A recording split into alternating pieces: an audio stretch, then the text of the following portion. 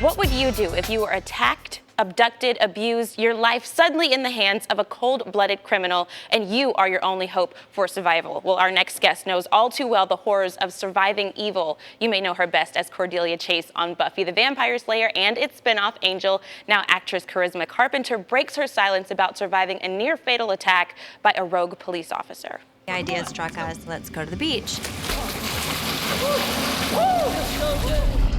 You had a vicious predator hunting down victims.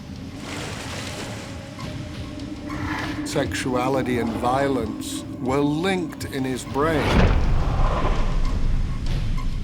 I've never made it to the water.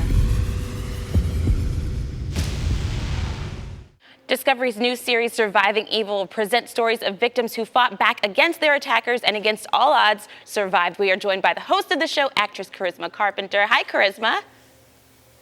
Good morning. How are you? Really good. You have such a cool story. Now, this show touches close to home for you, I know, because you have an incredible story of survival. Tell us about what happened to you and a few friends while you were swimming at the beach. One evening in the summer of '91, my two friends and I went to the beach, and we were attacked by a San Diego police officer who had been serial raping people 8 or 9 times before us. And ironically, I never heard about it, but he attacked us and at gunpoint with a hose over his face. And we fought back against our attacker. We did not comply, and it led to our survival and ultimate conviction based on a flashlight that was police issued with his name on it. And we put him away. Wow, and this happened, in '91, I believe. What made you finally decide to break your silence about it now? I think what made me break my silence is there was an opportunity to tell not just my story, but a lot of women's stories and other survivors' stories, that it was told in an inspiring way and in a very classy way. It's not sensationalized or exploited. It's told from the victims and survivors themselves on camera, by themselves on a chair. Some reenactments. I host the show, meaning I introduce segments, close segments, introduce new things. The first episode was my story, and it will air every Wednesday thereafter at 10 p.m. on Investigation Discovery Channel. But I think I felt compelled now to do it because I have had enough distance from the experience, enough counseling, and I feel that it's an opportunity to educate people and share a part of me that many people did not know. And I think it's kind of made and shaped who I am.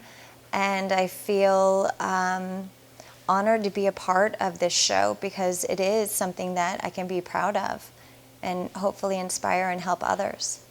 I'm sure being through something like that, helps you to interview these people and to hear their stories. Are there any that stood out to you, any powerful ones that kind of hit you the hardest? There are a few.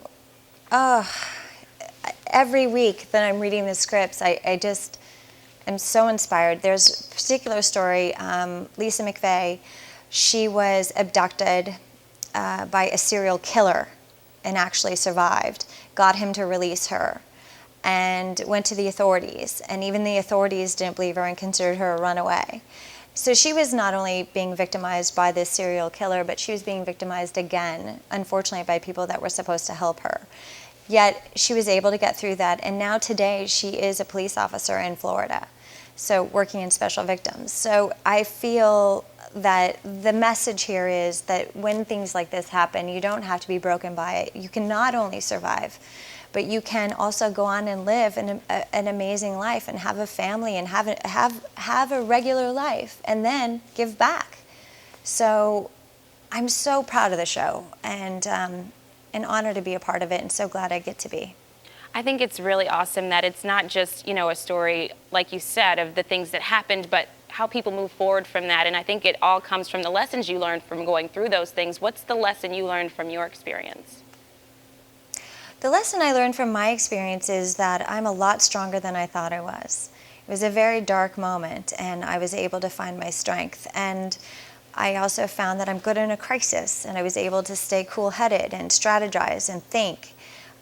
Those are good things to know about yourself. And unfortunately, I had to find out the way that I did, but I feel as a mom that if there was another crisis or, you know, an earthquake or whatever, there's a sense of peace within me that I can handle it. I can get through anything.